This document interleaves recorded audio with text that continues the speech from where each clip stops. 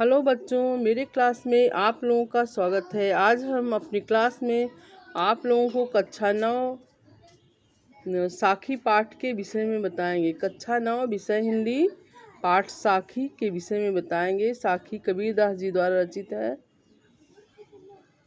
तो चलिए जानते हैं।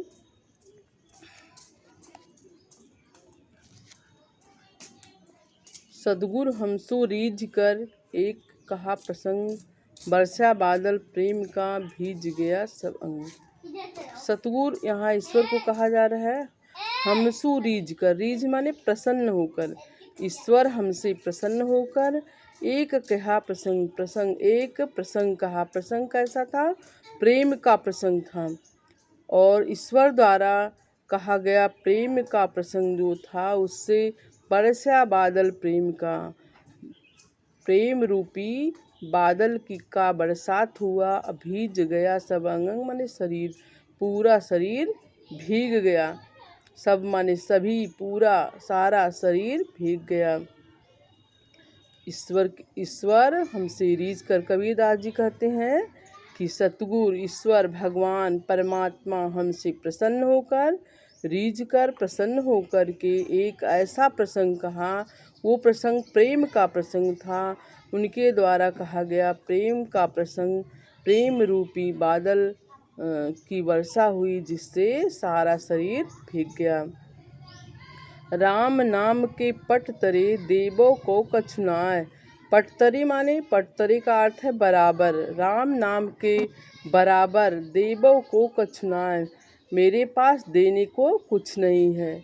कबीरदास जी कहते हैं राम नाम इतना बड़ा है कि उनके बराबर देने के लिए मेरे पास कुछ नहीं है।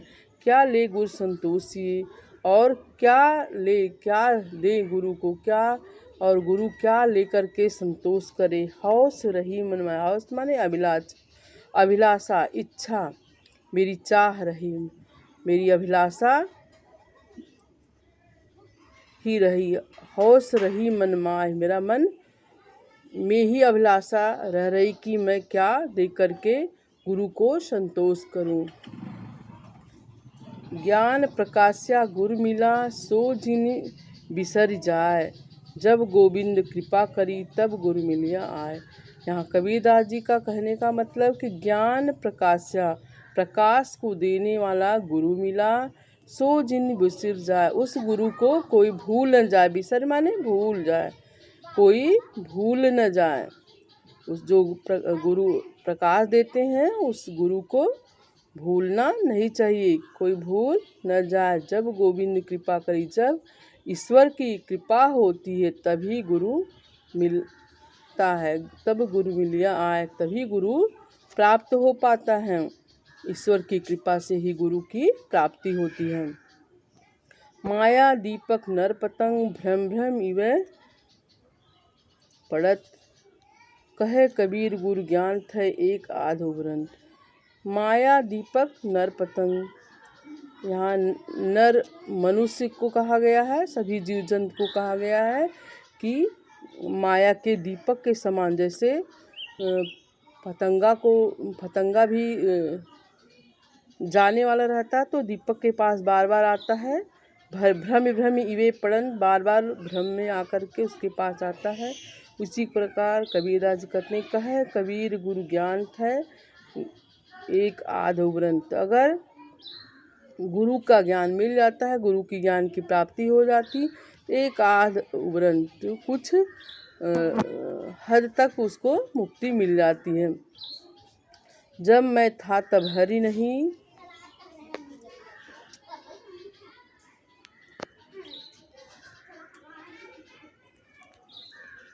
जब मैं था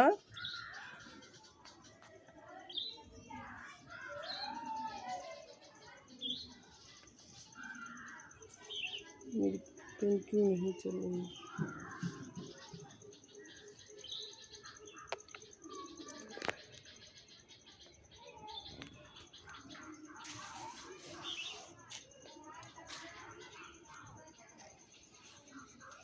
जब मैं था तब गुरु नहीं, अब गुरु है मैं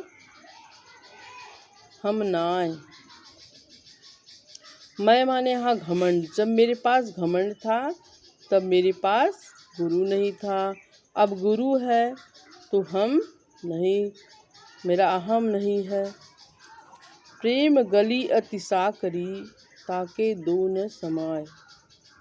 यहाँ कबीरदास जी का कहने का मतलब है कि जब अहम रहता, घमंड रहता है, अहंकार रहता है, तब वहाँ गुरु नहीं रहते हैं। जब गुरु रहते हैं तो वहाँ अहंकार नहीं रहता। प्रेम गली अति साकरी, और ये दोनों के बीच में, ईश्वर और प्रेम के बीच की गली जो है वो साकरी है, सकेत है। उसमें दोनों नहीं रह सकता, ना हम रह अहम और गुरु दोनों नहीं रह सकता। तामे दोनों समाज, उसमें तामे माने उसमें दोनों, अहम और गुरु दोनों नहीं एक साथ रह सकते। इसलिए गुरु रहते हैं तो अहम नहीं, मतलब घमंड नहीं रहता, घमंड रहता है तो गुरु नहीं रहते। भगति भजन हरि नाव है। यहाँ कबीरदास जी कहते हैं कि भक्ति ही एक साधन है, भजन जो है एक हरि नाव है। हरि का भजन जो है एक नाव के समान है। जैसे लोग सीधे रास्ते चलते हैं, चलने के लिए सही रास्ता को पकड़ते हैं और अपने रास्ते तक पहुंच जाते हैं, वैसे ही दूजा दुख पार, और दूसरा रास्ता जो है दुख का होता है। अगर हम ईश्वर का भजन करते हैं, उनके कहने का मतलब है कि हरि का भजन करते हैं, तो ये नाव उस प्रकार है जिस प्रकार हम उस पार चल जाएंगे, अपने मोक्ष पा जाएंगे, अपनी भवबाधा से दूर हो जाएंगे। और यदि भक्ति भजन नहीं करते हैं तो हमें दुख की प्राप्ति होगी। मनसा वाचा कर्म मना कबीर सुमिरन सार। मन से, वचन से, कर्म से कबीर जी कहते हैं कि सुमिरन करना ही सब कष्ट का सार है, सब कष्ट को दूर करने का सार भक्ति भजन है, हरि का भजन है। कबीर चित्त चमकिया चहुदिसी लागी लाय। हरि सुमिरन हाथू घड़ा बेगे लेव बुझाए। कबीर चित्त चमकिया, कबीरदास जी कह रहे हैं कि ज्ञान के प्रकाश से मेरा चित्त चमक गया है, हमें चारों चहुदिस लागी आग, जिससे हमको ज्ञात हो रहा है कि चारों दिशाओं में, चहुदिस माने चारों दिशाओं में आग लगी हुई है।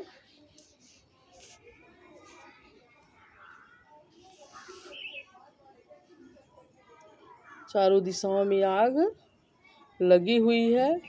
हरि सुमिरन हाथू घड़ा, हरि के सुमिरन रूपी घड़े को हाथ में ले करके बेगे माने जल्द ही लेहू बुझा, और बुझा लीजिए। वो आग कैसे बुझेगी कि भगवान का भजन करके, सुमिरन करके, भगवान के भजन के सुमिरन रूपी घड़ा को हाथ में ले करके उससे शीघ्र ही बुझा ली जाए। आँखड़ियाँ झाई पड़ी पंथ निहारी निहार। आँखड़ियाँ ने आँख में झाई पड़ गई, छाई जिसको हम लोग कहते हैं, पड़ गई है। पंथ माने रास्ता, निहार निहार किसका, ईश्वर का, भगवान का।